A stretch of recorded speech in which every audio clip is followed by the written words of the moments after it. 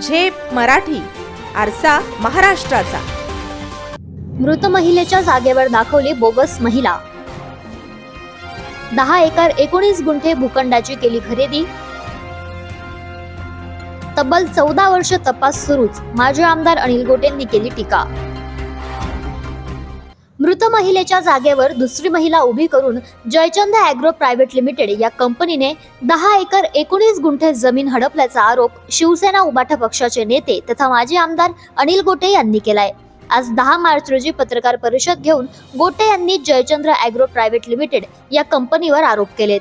माजी आमदार गोटे म्हणाले, इंदुबाई निंबा पाटील यांचे 14 ऑगस्ट 1993 रोजी धुळे तालुक्यातील सावर्डे येथे निधन झाले, तर त्यांचे पती निंबा दामू पाटील यांचा 5 मार्च 2000 मध्ये मृत्यू झाला. या कुटुंबाच्या नावावर शिंदेखेडा तालुक्यातील निमगुळ शिवारात वारसा हक्काची 10 एकर 19 गुंठे एवढी बागायती शेतजमीन होती. जयचंद ॲग्रो प्रायव्हेट लिमिटेड या कंपनीचे तत्कालीन संचालक गुलाबसिंग चौधरी यांनी कंपनीच्या वतीने 9 एप्रिल 2008 रोजी शिंदेखेडा येथील उपनिबंधक कार्यालयात या जमिनीचे बोगस खरेदी खत नोंदवले.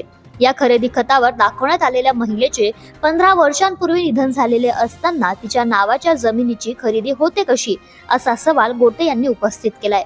ॲग्रो इंडस्ट्रीज प्रायव्हेट लिमिटेड या कंपनीने खाजगी मार्केट करण्याकरता निमगुळ तालुका शिंदखेडा त्याची 11 सर्वे नंबर 11 क्षेत्र 10 एकर 19 गुंठे हे अस्तित्वात नसलेल्या महिलेकडल्या नावाने बोगस महिला उभी करून यांनी हे खरेदी केले आहे. याबद्दल ज्यांनी ती बोगस खरेदी केली त्यांच्या विरुद्ध शिंदखेडा पोलीस स्टेशनमध्ये गुन्हा रजिस्टर नंबर 103/12 हा गेल्या 13 वर्षापासून दाखल झाला आहे. अजूनही त्या गुन्ह्याचा पूर्ण तपास झालेला नाही. मुळात शेतजमिनीच्या मूळ मालकांचे निधन झालेले असताना दुसरी महिला दाखवून हा व्यवहार बोगस पद्धतीने करण्यात आला. मयताच्या नातेवाईकांनी फसवणुकीची तक्रार दाखल करण्याचा प्रयत्न केला, परंतु ही तक्रार शिंदेखेडा पोलीस ठाण्यात दाखल करा असे सांगून दोंडाईच्या पोलिसांनी त्यांना टोलवले. 2 एप्रिल 2012 रोजी तक्रार दिली, पण गुन्हा दाखल झाला नाही. अखेर न्यायालयाच्या आदेशाने गुन्हा दाखल करण्यात आला, तरीही तब्बल 14 वर्ष उलटूनही अद्याप तपास सुरूच आहे.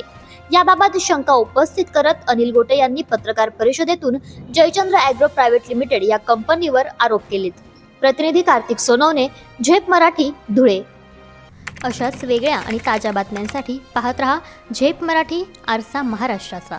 संपादक प्राध्यापक अनिल चव्हाण, धुळे.